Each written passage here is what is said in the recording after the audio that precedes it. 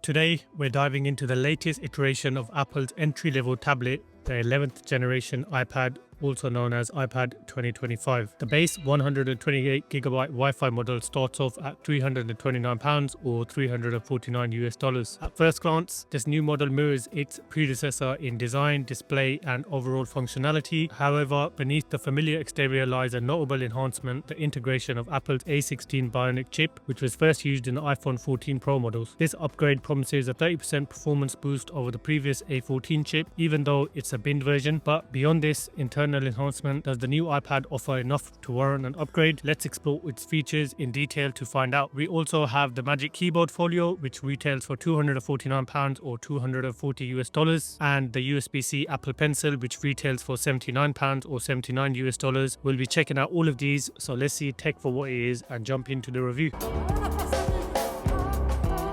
We'll start off with the iPad itself. Pop off the lid here. Up top we have the iPad, and I'll take it out of this protective sleeve, and I have the base model in this silver color. We get large amounts of paperwork with quick start guides in various different languages and also safety and handling sheets. We get a nice USB-C to USB-C graded charging cable, and the pencil itself is all white with a flat edge on one side for attaching to the tablet. Up top is a simple Apple Pencil logo, and sliding this out reveals the USB-C port for connecting and charging, and we can see the tip of the pen here. The keyboard folio comes in all white and has a really nice kind of soft finish to it. Feels quite premium and good quality, and the keys on here sound nice and clicky, and we can see the 3-pin connectors on the top there. The trackpad is also nice and clicky, quite large with good feedback when you click, and the back piece has this kind of nice microfiber type of finish on the inside, and the cutout for the camera there on the top left and around the back, along with adjustable kickstand. Connecting the iPad is a simple matter of lining it up and it snaps into place with the magnets, and overall it makes it a nice little package, but it does have some significant weight to it. I would say it kind of doubles. So that's everything unboxed. For design and build, up front we have the 10.9-inch LCD display with quite thick symmetrical borders all around. To the top of the tablet we have the volume buttons, nice and tactile. Around to the right we have 2 speaker grills along with the USB-C port, which is USB 2.0, and around the bottom we have the 3-pin connectors for the keyboard folio, and then to the left we have 2 more speaker grills along with the power button, which also houses the Touch ID sensor. Up front we have the 12 megapixel center stage camera with a microphone next to it, and then turning to the back, familiar Apple design aesthetics with the mirrored Apple logo in the middle and a nice clean overall look. Apart from this UK regulatory imaging here at the bottom, and then we have the single 12 megapixel wide camera with another microphone just underneath it, and laying flat you will get some rocking, especially to the bottom left of the tablet. And as usual, we're not going to be getting a micro SD card slot here, and like I said, this is the Wi-Fi version, with the cellular version is basically £150 extra for each storage step up. Thank you to Magazines Direct for sponsoring today's video. Subscribe to Computeractive magazine for tech skills and updates on PCs, gadgets, and the web. As the UK's best-selling fortnightly computer magazine, it offers jargon-free articles, news, project ideas, and practical advice. Whether you're a beginner or a seasoned user, each issue provides step-by-step workshops, problem-solving advice, and unbiased reviews to ensure you make informed decisions. Choose between digital and print formats. A digital subscription gives you instant access on your devices, making it convenient, and there's various subscription offers. But when it comes to reading, nothing beats a physical copy. There's just something about holding a printed magazine, the feel, the experience, that makes it so much better. The print subscription offers convenient home delivery options, including a rolling subscription at 3 issues for just £3, which you can cancel anytime, followed by £27.49 every 6 months, which is about £2.12 per issue, and then you have 1-year subscription or 2-year subscription plans. Visit their website today via the link provided in the description and benefit from the exclusive trial offer of 3 issues for £3 and unlock your full tech potential.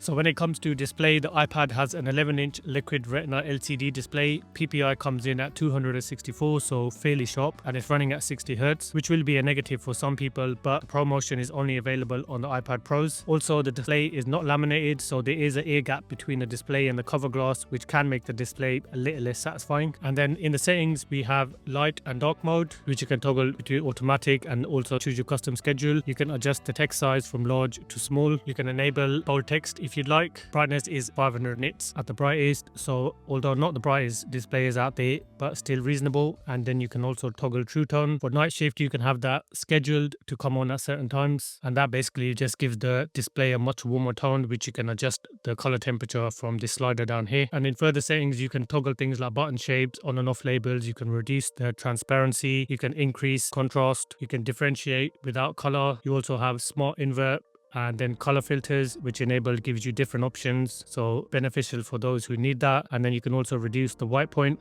and adjust as you please with this slider. And also you have your auto brightness there. For streaming on YouTube, the iPad supports 4K 60 FPS playback, and as we can expect from Apple's displays, colors on here are more accurate and lifelike, plenty sharp, and a joy to consume content on. On Disney Plus, the content looks super sharp again with good colors, with the wide color gamut, and this applies to near enough any media you consume on the tablet, with the same applying for Netflix, which supports full HD playback and wide one level 1, even though we aren't able to see those stats on iPads in the Netflix app. Viewing angles aren't too bad on here, with only a slight dip in brightness, I would say, at more extreme angles, and then there's a slight color temperature shift, but kind of what we expect from an LCD panel. So the iPad does support video output via its USB-C port for one display up to 4K resolution and 60 Hz. And as far as I could see, it only mirrors the tablet with basic options in the settings such as SDR, HDR options, and then you can allow display mode changes with a toggle. Outdoors in brighter condition, the display does suffer a little, I would say, but for the most it is legible. In more intense light, it will become harder to see the screen.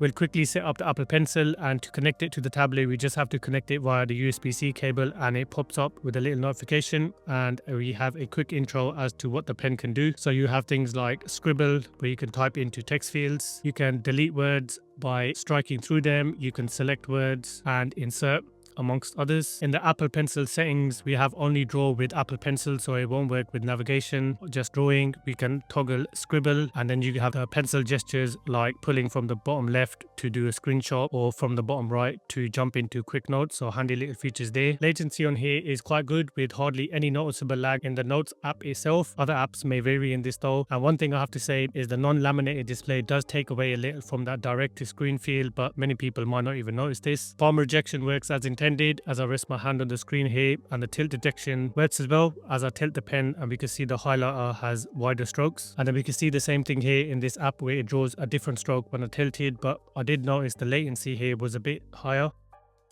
And then filling out PDF forms is fine, maybe not the most accurate, but still gets the job done. So overall the pen does lack pressure sensitivity, which is available on the first gen Apple Pencil. This pen is still nice, and for the more simple note taking and drawing, it will suffice.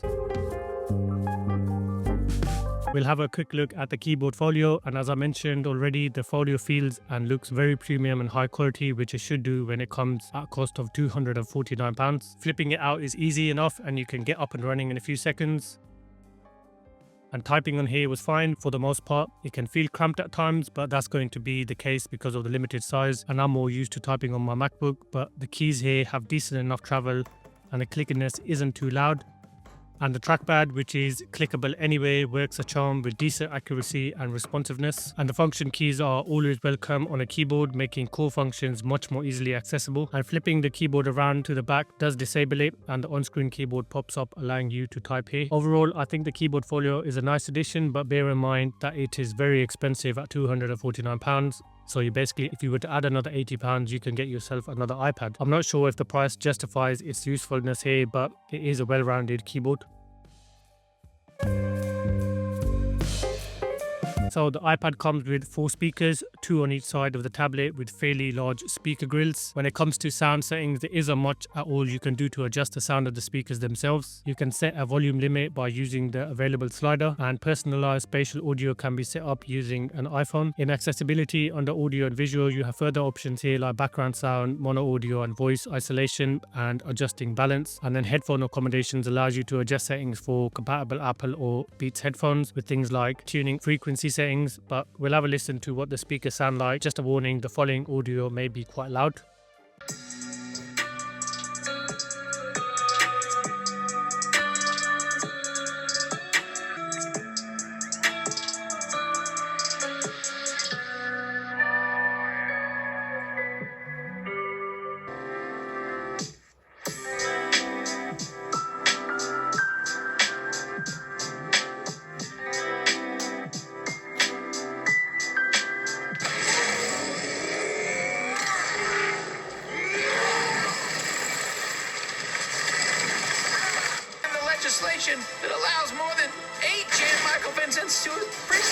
Miss Jan, be wary. Whoa, that's Jan Michaels. Excuse me, nurse. Can you take my temperature? Because I think I have Jan Quadrant Vincent fever over here. All right, Morty, you done it.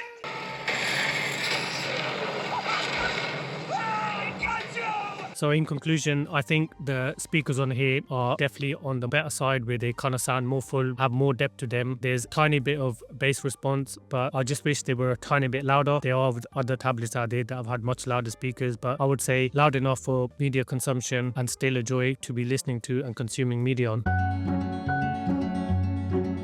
So under the hood of the new iPad is the A16 CPU, which was used on the iPhone 14 Pro models, but this version of the chip has one less CPU core and one less GPU core, also known as binned. So we're sacrificing some performance here, I guess. RAM comes in at 6GB, so that's up from the 4GB on the previous model. Storage versions here are 128, 256 or 512GB. And a notable omission here is Apple Intelligence. So if you were after those features, then you'll want to look at other tablets which do support it, such as the new iPad Air. We'll start off with some benchmarks, and first up we have Antutu. Here it scored 1,380,000. Obviously not the highest score, but we're not expecting that, as this is effectively now a 2-year-old chip. Rankings wise, we can see it's scoring as expected in the region of the A16 chips on the iPhones, and comparing the score to Android tablets is scoring roughly around the same as the Snapdragon 7 Plus Gen 3. On 3D Mark Wildlife Extreme Stress Test, we get a very good stability score of 92.6% and a highest loop score of 2,707. So reasonably high. Performance range, it showed a slight dip in the frame rate by loop 15, but we'll see how it performs in gaming in a little while. Geekbench 6, we get 2,571 on single core and 6,015 on multi-core, so again reasonably high scores, but not exactly topping any charts. And on the GPU benchmark, it scores 20,128. Read and write speeds are average, I would say, with a random read speed of 191 megabytes and random write speed of 35 megabytes, which did seem quite low, but for the sequence they were higher. And then we'll have a quick look in the settings, and starting off we have the usual Wi-Fi, Bluetooth and then battery, which we'll be checking out later properly. And in general we have lots of options here, from software updates, airdrop settings, passwords, date and time, font, keyboard and VPN management, amongst many more. Accessibility, which Apple does very well, has the usual here too, with lots of options like voiceover, hover text, display and text size, motion, touch options, switch and voice control, eye tracking, various speech options and accessories too. Control center just allows you to toggle access within apps. Home screen and app library has options like using large app icons, options for newly downloaded apps and dock options. And of course Siri, and lots of options here with language, different voice options, call hang up, announce calls, messaging, dictation and various suggestion toggles. The power button houses the Touch ID sensor, and registering a fingerprint is straightforward and quick. Unlocking requires a press of the actual button rather than a touch, but works fine as long as your finger is covering the whole sensor. And then privacy and security options, which Apple is always hot on. And generally the user interface is what we would expect from iPad OS 18. You either like it or you don't. They have come a long way from what was on offer, say even 2-3 years ago, but the UI works, animations are nice and clean, and bugs as far as I could tell were at a minimum. And with iOS 18 came a few changes with options in Control Center to customize it further. Swiping right will reveal the Today view, which can be customized with widgets of your choice. And then we have various options to customize the look and feel of your home screen with color options, and we can get really funky with tinting. And then of course your widget options, which you can adjust size wise and layout wise. App load times on here are nice and snappy, and web browsing is a breeze with fast page loading times. And we'll check out RAM, and I'll jump into a heavy game like Wuthering Waves here. And when switching back to the previous apps, we can see they're all still running in the background, so RAM management is quite good on here. And generally the interface is smooth and snappy and will appease wide variety of users no problem. Split view works fine with the ability of having two apps side by side, and then the taskbar allows you to swap out apps and also open an additional app in slide overview, which is basically a pop-up window, and it all runs smoothly with no hiccups as far as I could tell. We'll have a quick look at connecting an external hard drive, and I have my USB 3.0 drive connected here, and accessing your files is done via the Files app, or at least the one I normally use. And I'll play back some of my 4K projects and no problem there, they're running fine, though there might be a split-second lag when you're actually kind of scrubbing through them. And then copying files over is simple enough to execute, and transfer times aren't blazing fast, but this nearly 2GB file took about, I would say, a minute to copy over to the tablet. We'll check out some video editing, and I have this 4K 30 FPS, roughly 5 minutes footage loaded in CapCut, and I did find out after all of my footage was shot that this iPad does support Final Cut Pro, so that's a nice bonus. And scrubbing seems to be fine, maybe the tiniest little bit of lag, but otherwise perfectly usable. And I will export this at 4K 30 FPS and recommended bitrate, so as I do for all my tests. And this ended up taking 1 minute 39 seconds, so not bad at all. For reference, the exact same export took 2 minutes and 28 seconds on the Xiaomi Pad 7 Pro, which I reviewed recently, which is using the Snapdragon 8S Gen 3.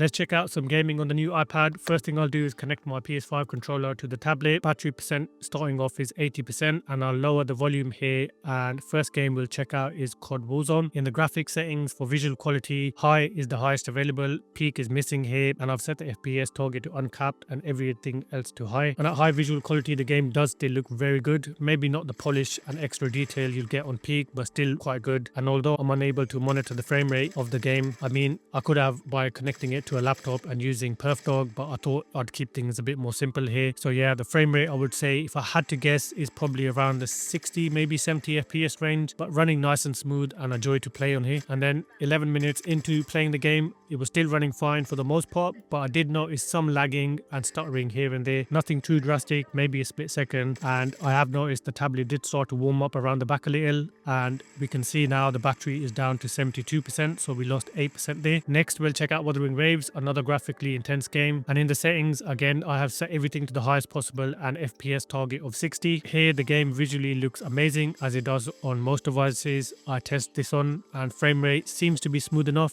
I'd be confident enough to say it is hitting 60 FPS or around that region. And then 21 minutes into gameplay, with the game running fine the whole time, we are down to 64% battery, so a loss of 8% there, and the iPad still feels quite warm. Lastly, we'll check out COD Mobile, and here the graphic quality can be set to max as the highest, along with max frame rate, which is 60 FPS. Ultra is 120, so no option there to do that. And I've turned on pretty much everything else and also enabled super resolution. And again, the game looks really good on here with max visual quality. FPS is nice and steady, and I would say it's most likely hitting 60 FPS no problem. And I do enjoy the original COD Mobile. I put many hours of gameplay into this when it was first released. And then switching over to Battle Royale game, and now 32 minutes into the total gameplay time, the game is still running nice and smooth, and when finishing off, battery is on 57%, so that is a total loss of 23% battery after 30 minutes of gaming. And I guess you can do the math to understand how long the tablet would last with more gaming, but overall a good experience, nice and smooth for the most part, and playing the more simple games on here will be no problem. For battery, Apple never releases the milliamp hours of devices, but specs provided by Apple would be a 28.93 watt-hour lithium polymer battery. Apple claimed 10 hours surfing the web on Wi-Fi or watching video, and 9 hours when using cellular. In the settings, we have lower power mode toggle, and then insights and suggestions, which provide you with different suggestions on things that can prolong your battery life. Battery health gives you stats on your battery, and also the toggle for the 80% charge limit. Good to see that. And then we have our last 24 hours and 2 days usage stats with this graph and bar chart, along with screen on time and standby time. And for my use, after using the iPad quite heavily for my testing, I got around 6 hours screen on time with heavy/medium use, so that's with gaming, benchmarking, watching videos, etc. And overall the battery life has been decent, I would say. You can squeeze 7 to 8 hours screen on time with more light to medium use, so not bad at all when it comes to the battery. And for optics, for those that are interested in tablet cameras, the iPad comes with a 12 megapixel wide rear facing camera and a 12 megapixel center stage front facing camera. In the Apple Camera app, we have time lapse, slow-mo, video, photo, square and panel for the modes. Video supports up to 4K 60 FPS and down to 720p 30 FPS, and we have our 1 or 2 times zoom, so things are fairly straightforward and simple here. And photo just has the option such as a timer and live captures, and slow-mo is locked at HD and the frame rate between 120 or 240 FPS. And in the settings, again, we have the resolution and the FPS settings for the camera and slow-mo, and you can pick from high efficiency and most compatible formats, and then generic settings such as show detected text, grid, level and mirror front camera toggles, along with scene detection and lens correction. And a quick look at the center stage front camera, which works a charm, as we can see here using my little one's baby doll. It's doing a good job of tracking the face as it moves around.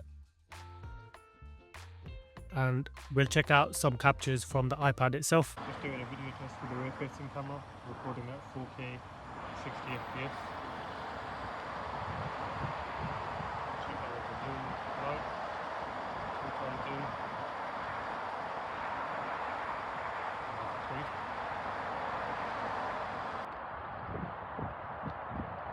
Doesn't seem to be much in the way of stabilization, so that's in reverse.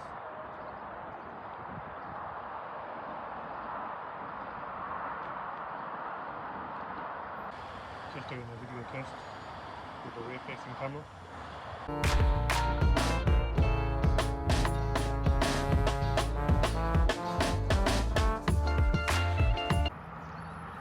This is the front facing camera.